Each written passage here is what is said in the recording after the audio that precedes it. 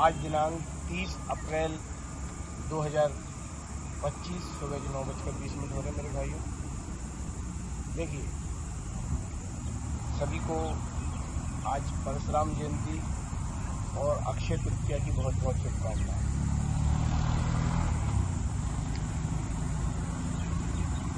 जो हमें मूल को समझना होगा, और मूल क्या है। देखिए, भारत जो है वो अपने प्रेम के कारण दुनिया में फेमस है, अपने सौंदर्य के कारण दुनिया में फेमस है। और ये सौंदर्य कहाँ से आता है? ये सौंदर्य आता है संकल्प से। भगवान परशुराम ने ये संकल्प लिया फरसा चलाने का, तो वो फरसा चलाते रहे, चलाते रहे। भगवान कृष्ण ने ये संकल्प लिया कि मैं शस्त्र नहीं उठाऊंगा, उसने बांसुरी उठाई, संगीत चलाया।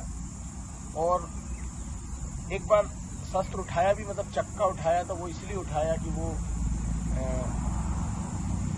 जो भीष्म है उनकी वो प्रतिज्ञा जानते थे कि उनकी प्रेम की प्रतिज्ञा है, इसलिए उनको कैसे पहचाना जाएगा, कैसे उस चीज को माना जाएगा, उस दृष्टि से उन्होंने चक्के को उठाया। तो वो शस्त्र नहीं थी, वो एक करुणा थी। तो भारत की जो ताकत है वो करुणा है, और करुणा की ताकत के कारण भारत ऐसा है। आप लोग जानते हैं बलि और भगवान वामन की कहानी हम जानते हैं। तो वामन था, ब्राह्मण था, उसने, आप ये जानते हैं कि उसने उस बलि के अहंकार को नष्ट किया, और बलि के अहंकार को नष्ट करने के साथ साथ उसके मस्तक पर पैर रखा।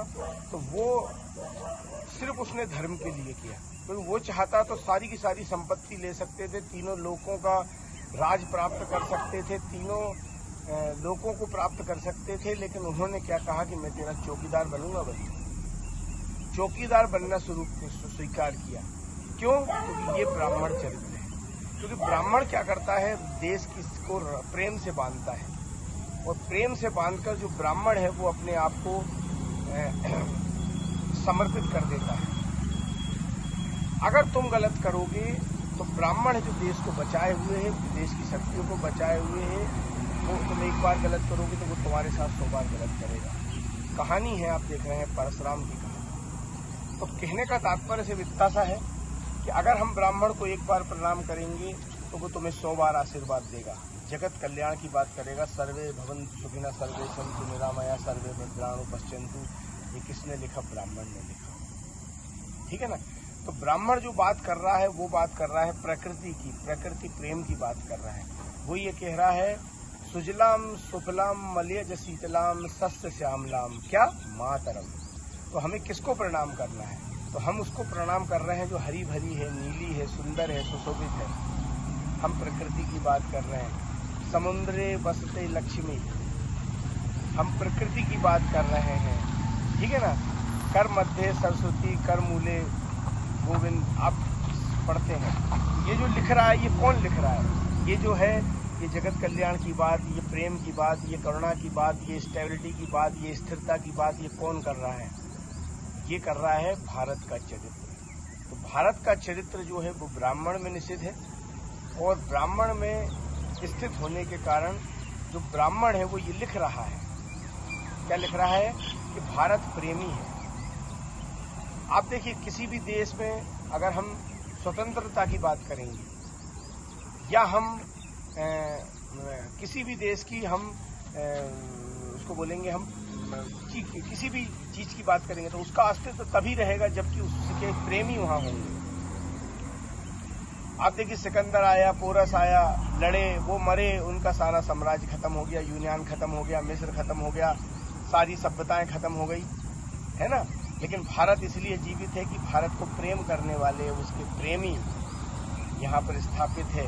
देखिए, क्योंकि क्या होता है कि जो धर्म और व्यवस्था है, जो वैदिक धर्म है, वो हमें ये सिखाता है कि हमें अपने देश से प्रेम करना है, हमें इस प्रकृति से प्रेम करना है, क्योंकि जब तक हम हैं तब तक ये प्रकृति है। अगर ये प्रकृति नहीं है तो हम नहीं हैं। अगर ये हरा भरा वातावरण नहीं है तो हम नहीं हैं। तो कहने का मतलब है कि भगवान, हमारा अस्तित्व, व्यवस्थाएं, शक्तियां ये जब ही तक है जब तक कि प्रकृति हमारे साथ है।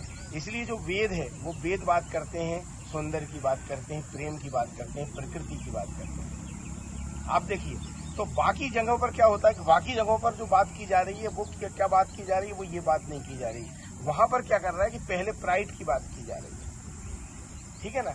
तो हमारे यहाँ पर क्या हो रहा है, पहले प्रेम की बात की जा रही है, प्रेम के स्टेबिलिटी की बात की जा रही है, आपको अपने देश से प्रेम करने की बात की जा रही है। तो जो कि हमें कहीं ना कहीं ये जो पूरा पाठन है, ये जो पूरा अध्ययन है, ये पूरा जो वेद है, ये पूरा जो महाभारत है, ये पूरा जो रामायण है, इसके जो मूल में है वो मूल में परशुराम है, ब्राह्मण है।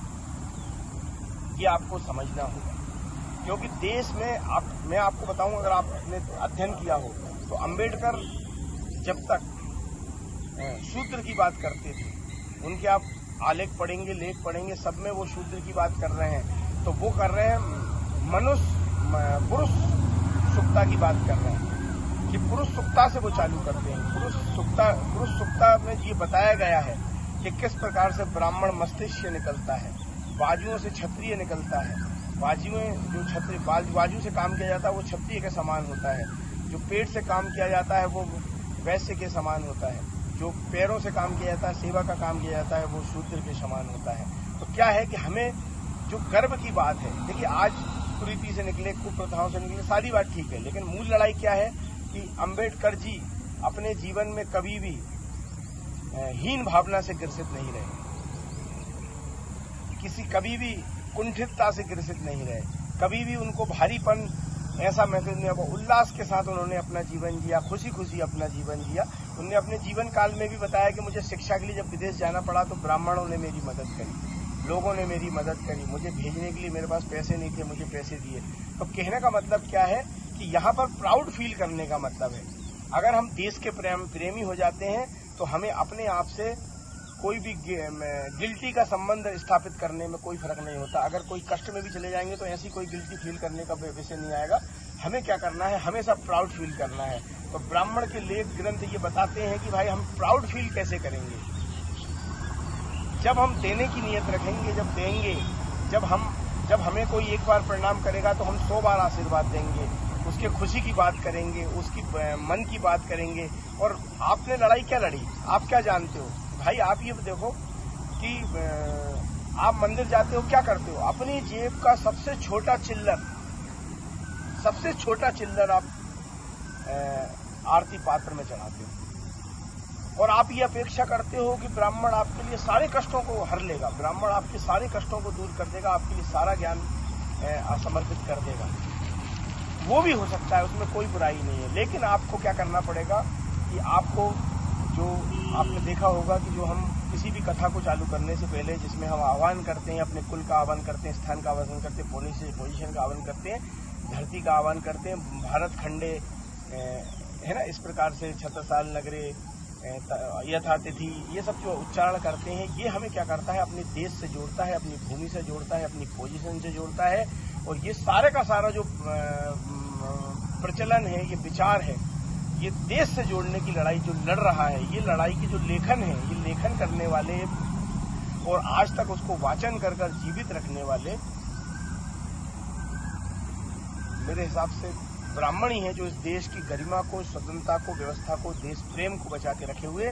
नहीं तो लोगों ने क्या करके रखा, उसकी अवधारणा को बदल दिया है, उस सिस्टम को अलग दिशा में ले गए हैं, जिससे कि देश में अराष्ट्रीय लोगों की संख्या बढ़ती जा रही है, जो कि कहीं ना कहीं वो स्वतंत्रता को खतरा है जो हम मानते हैं।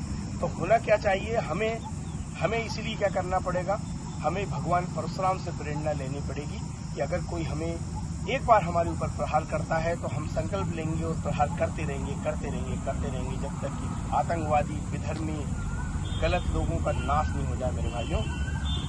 तो इसीलिए आज मेरे मन में ये विषय आया कि मैं आप लोग से ये बात करूं, है ना।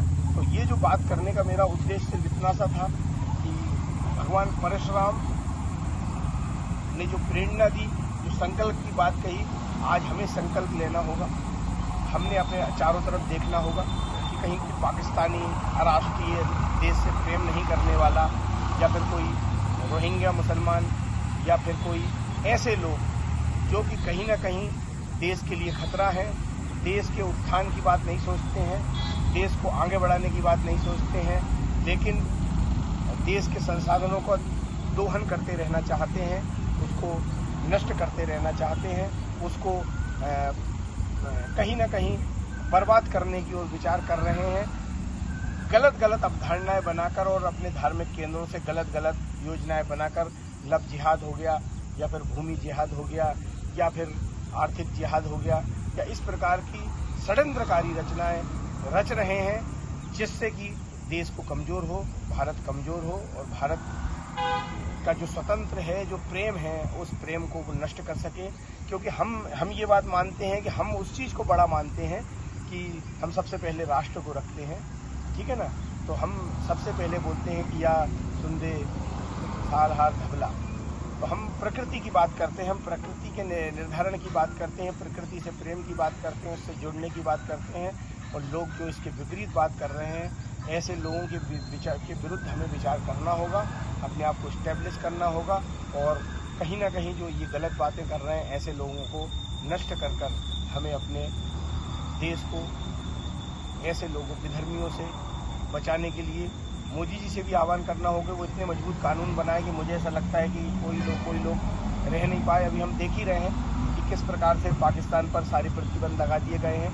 सबसे पहले बाघा बॉर्डर को बंद कर दिया गया है, उसके बाद जो जल संधि थी उसको भी वहाँ जल संधि को भी बंद कर दिया गया है, उसके बाद सारे पाकिस्तानियों का वीज़ा रद्द कर दिया गया है, उनको उठाकर उधर फेंका जा रहा है।